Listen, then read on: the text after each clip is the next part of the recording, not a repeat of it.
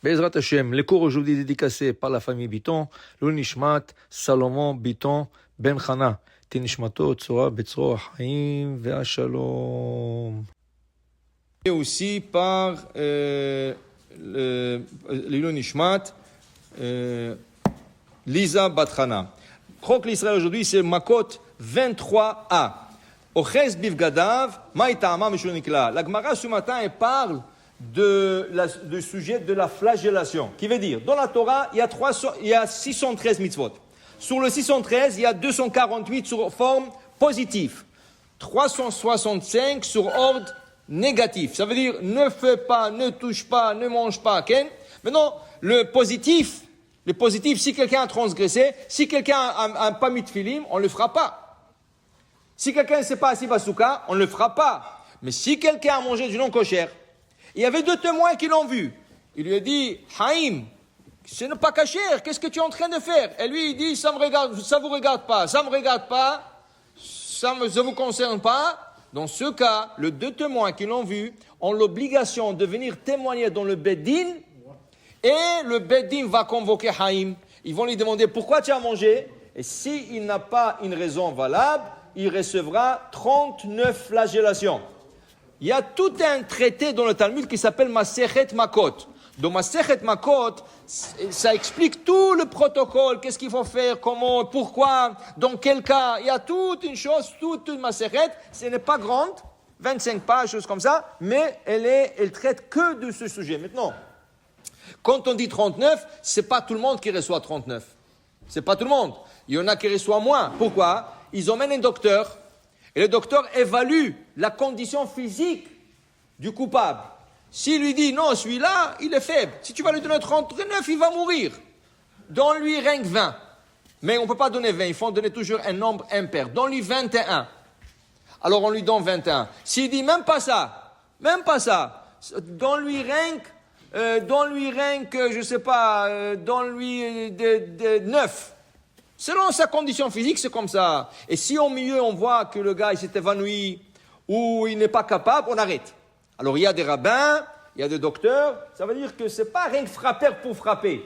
C'est frapper pour en donner une leçon. Alors voilà, parlons du frapper pour donner une leçon. La Gemara, ce matin, nous enseigne Amar Rav Sheshet, Mishum Rabbi Lazar ben Azaria, Minaï la Retsua Shel Egel.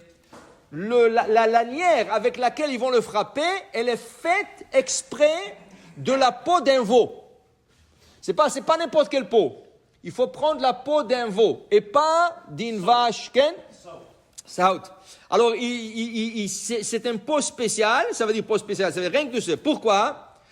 Parce que dans la Torah, il est écrit comme ça. C'est écrit, celui qui a fauté, il a transgressé un lave, arba'im yakenu. Il le frappera 40 fois, ça veut dire 39.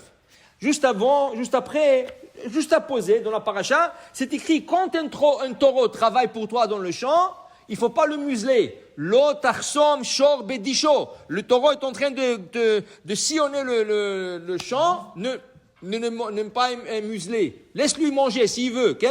Dit le Rav Sheshet, au nom de Rabbi Lazar ben Azaria, quel est le rapport? Pourquoi la Torah a juste à poser le 2 parachutes? Pour te dire, quand tu as besoin de frapper quelqu'un, shor, utilise la peau d'un shor. La peau d'un taureau. Okay? Et pourquoi?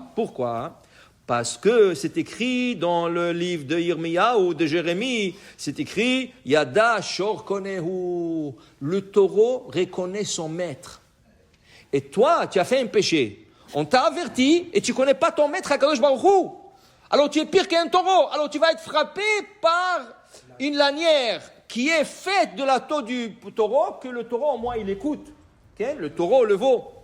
Après, la Gemara continue, elle explique, dans le bâton, on ajoute en plus de ça une lanière de la peau de l'âne. Hamor. Pourquoi on ajoute la peau de l'âne? Parce que c'est écrit dans le même verset qu'on a emmené, Yada shor koneu, Yirmiyahu continue, va hamor et vous be'alav. Le hamor, l'âne ne connaît pas son maître. Si tu montres à l'âne son maître, elle ne sait pas, pour elle, toi ou lui ou l'autre, hein, c'est la même chose. Elle ne connaît pas son maître. Elle travaille pour n'importe qui. Mais l'âne connaît son abreuvoir. Ça veut dire que quand tu lui donnes à manger, elle sait que chaque jour à 1 heure, elle doit manger dans telle place, elle va aller 1 heure chaque jour sur cette place. Vehamor evus be'alav. Evus, c'est là où il lui pose la paille, elle lui donne à boire, à boire, c'est là-bas qu'elle se dirige chaque jour. Alors elle ne connaît pas son maître, mais elle connaît la place. Même chose, toi tu ne connais pas ton maître Akadosh Baruch Hu, mais tu ne sais pas qu'Akadosh Baruch Hu te nourrit. Hamor, il connaît celui qui nourrit, il sait au moins que chaque jour, la personne qui le nourrit, il le donne là-bas. Et toi, tu ne sais pas qu'Akadosh Baruch Hu te nourrit chaque jour? Alors tu es pire qu'Inan.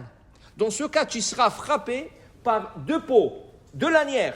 Une faite en peau de taureau, l'autre fait en peau de l'âne. Maintenant, comme on dit, qu'est-ce qu'on voit de là? On voit de là, c'est un enseignement. Tu ne frappes pas pour frapper. Tu frappes pour donner une leçon. Tu lui dis, hé, tu es pire que le taureau, tu es pire que l'âne. Alors il y avait un rave. Des fois, de temps en temps, son fils ne se conduisait pas bien, il fallait lui donner un peu de reha, un peu de makot. Okay? Alors tu donnes gentiment.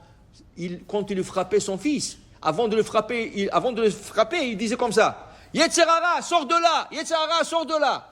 Alors quelqu'un lui dit, mais qu'est-ce que tu es en train de... Pourquoi tu dis? Il dit, je veux que mon fils comprenne, c'est pas lui c'est un sadique, c'est Yetzerara qui est rentré en lui. Alors qu'est-ce que je dis? Avant de le frapper, Yetzerara, sors de là, et là je le frappe, pour que le Yetzerara sorte. Alors que le petit comprend, je le frappe pas pour frapper, je le frappe pour le sortir le Yetzerara de lui. Tu comprends? Alors quand tu frappes pour éduquer et pas pour frapper. Baruch Adonai Le'olam. Amen ve Amen.